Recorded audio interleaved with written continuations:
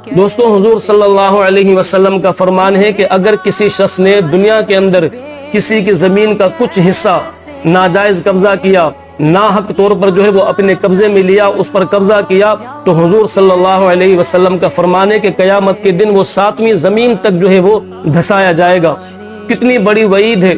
कितना दर्दनाक अजाब होगा उस जालिम को कि जिसने मजलूम की जमीन पर, उसके प्लॉट पर कब्जा किया, उसके जमीन के किसी टुकड़े पर कब्जा किया, तो इतना जो है वो दर्दनाक अजाब होगा उस जालिम को। दोस्तों, आज मौका है हम जो है अल्लाह रब्बुल आलमीन से माफी मांग लें और जिनके हुकूक हमने दबा रखे हैं, जिनका हक हमने खा रखा है, उनको हक हम जो है वो वापस कर दें। वरना कल कयामत के दिन इंसान अपनी पूरी जिंदगी की जायदाद, अपनी औलाद, बीवी, बच्चे भी देगा कि मुझे जो है वो मेरे बदले में इनको ले लो, मुझे माफ कर दो, फिर भी अल्लाह रब्बुल आलमीन किसी को माफ नहीं फरमाएंगे।